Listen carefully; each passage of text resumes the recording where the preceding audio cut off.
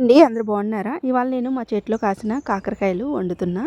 ఇవి కొంచెం ఒక్కొక్కటి అలాగా కొంచెం కలర్ చేంజ్ అయిందండి ముగ్గినట్టు.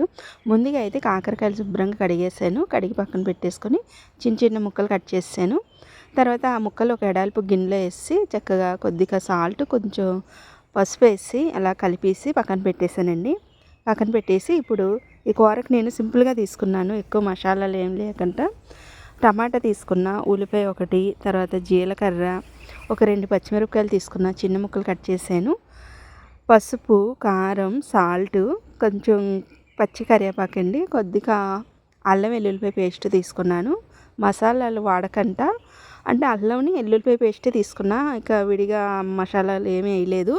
ఇవైతే తీసుకున్నానండి. ఇవన్నీ శుభ్రం చేసి కట్ చేసి పక్కన పెట్టేశాను. చక్కగా ఇప్పుడు కూర ఎలా వండుతానన్నది చూపిస్తాను, చూసేయండి. నచ్చితే ఈసారి మీరు కూడా ఇలా వండుకోండి. అయితే ఈ కూరలో నేను కూరకి అంటే మనం కూర ఉన్నప్పుడు మూత పెడతాం కదా, కాకరకాయ వేసాక పెట్టకూడదన్నమాట, అలా వండాను. రెండోది ఏంటంటే వాటర్ అసలు పోయకుండా వండానమాట ఈ కాకరకాయ కూర. మీరు కూడా నచ్చితే ఇలా వండుకోండి, చాలా బాగుంటుంది.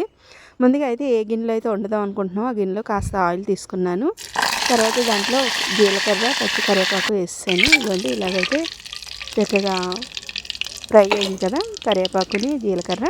ఇప్పుడు ఉల్లిపాయల ముక్కలు వేసేయాలి. చక్కగా ఉల్లిపాయ ముక్కలు కూడా వేసి ఇది కలర్ మారేదాకా, బ్రౌన్ కలర్, కాస్త లైట్ బ్రౌన్ కలర్ వచ్చేదాకా కాస్త బాగా వదిలేయండి. అలాగా వదిలేస్తే మంచిగా బ్రౌన్ కలర్లోకి వస్తుంది. కాస్త కలర్ ఇలా చేంజ్ అయ్యాక ఇప్పుడు టమాటా ముక్కలు వేసేసుకోవాలి. టమాటా వేసాక నేను మూత పెట్టాను. ఇదిగోండి ఇక్కడ చూస్తున్నారు కదా, ఉల్లిపాయ ముక్కలు కాస్త కలర్ చేంజ్ అయింది కదా. ఇప్పుడు టమాటాలు వేసేయచ్చు. ఇదండి టమాటా ముక్క అయితే వేసాను. పెద్ద సైజు టమాటా అయితే తీసుకున్నాను.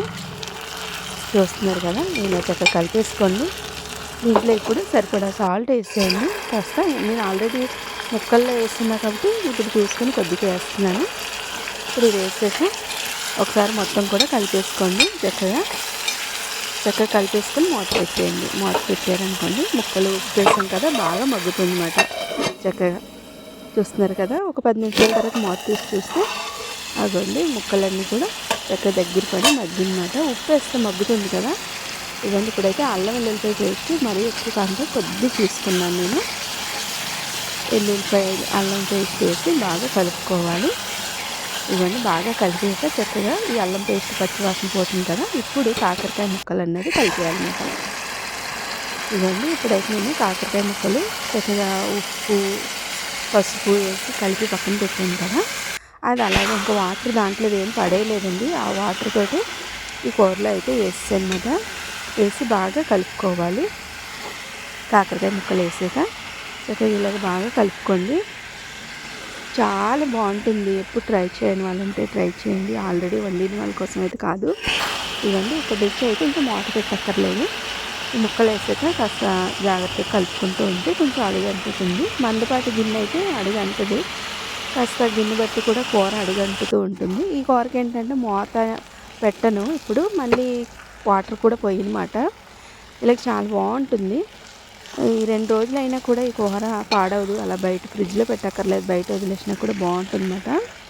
చూస్తున్నారు కదా, ఇది చాలా బాగుంటుంది కాకరకాయ కూర. చక్కగా ఇలా దగ్గరుండి ఒక 2-3 నిమిషాలకి ఇలా కలుపుతూ ఉంటే చూస్తున్నారు కదా, కూర అయితే దగ్గర పడిపోతూ ఉంటుంది. కాకరకాయ కూడా గమ్మున ఉడుకుతుంది అన్నమాట, ఎక్కువ టైం పట్టదు. చక్కగా కూర అన్నది కూడా గమ్మున అవుద్ది. మధ్యలో ఏంటంటే నేను ఒకసారి ఉప్పు చూసుకున్నాను, అయితే ఉప్పు సరిపోలేదు, సరిపడా కొద్దిగా వేసాను.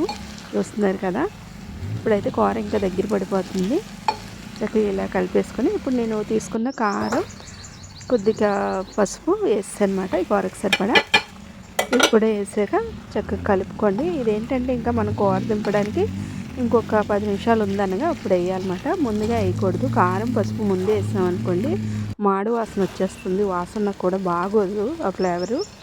చూస్తున్నారు కదా, చక్కగా కూర ఉడికి మనం వేసిన ఆయిల్ అనేది అలా పైకి చూపిస్తూ ఉంటుంది. చాలా బాగుంటుంది. చూస్తున్నారు కదా, వేడి వేడిగా కాకరకాయ కూర అసలు ఆ చేదు కూడా తెలియనివ్వదు అన్నమాట.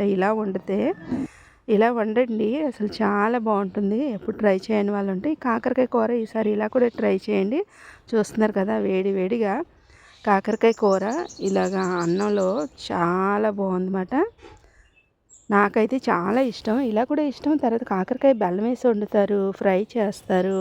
చాలా బాగుంటుంది కదా, కరకరలాడేలా చేస్తారు. ఉల్లిపాయ ముక్కలు వేసి కూడా ఫ్రై చేస్తారన్నమాట. ఎప్పుడు చేయని వాళ్ళు ఉంటే ఇలా ఒకసారి ట్రై చేయండి కాకరకాయ కూర, చాలా బాగుంటుంది. బాయ్.